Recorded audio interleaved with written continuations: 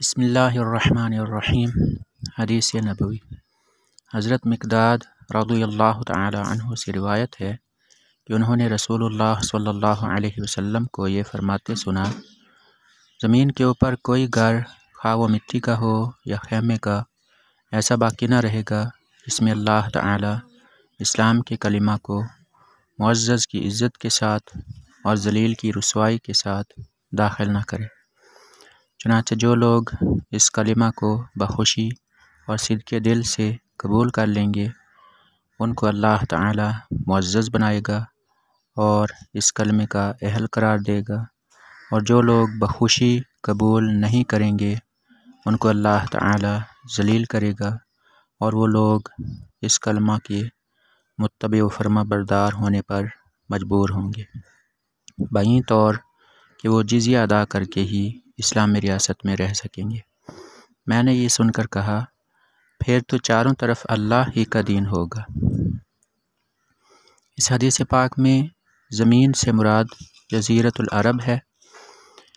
اس طرح مٹی اور خیمے کے گھر سے مراد جزیرۃ العرب کے شہر اور گاؤں ہیں، یعنی پورے عرب میں صرف ایک دین اسلام کا بول بالا ہوگا اور صرف اس کے متبعین سرزمین عرب پر ہوں گے۔ کوئی مکان خواہ اس شہر کا ہو یا دیہات کا ایسا باقی نہ رہے گا جس میں اللہ تعالی اسلام کا کلمہ نہ پہنچا دے گا۔ اگر کوئی بخوشی اور برغبت ایمان لے آئے گا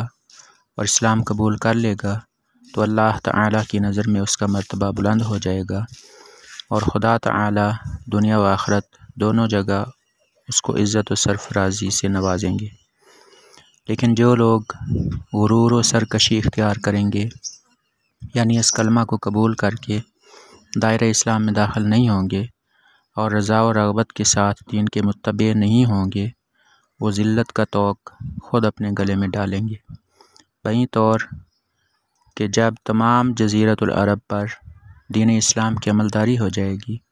تو وہ کافر و سرکش لوگ جزیہ کی ادائیگی کی صورت میں اسلامی نظام حکومت کا تابع بننے پر مجبور ہوں گے، اور اس طرح نہ صرف اس دنیا میں اللہ تعالی ان کو بے وقت اور کم تر بنا دے گا بلکہ آخرت میں بھی ان کو اپنی رحمت سے دور رکھے گا اور سخت عذاب میں مبتلا کر کے ذلیل و رسوا کرے گا۔ آخر دعوانا ان الحمد للہ رب العالمین۔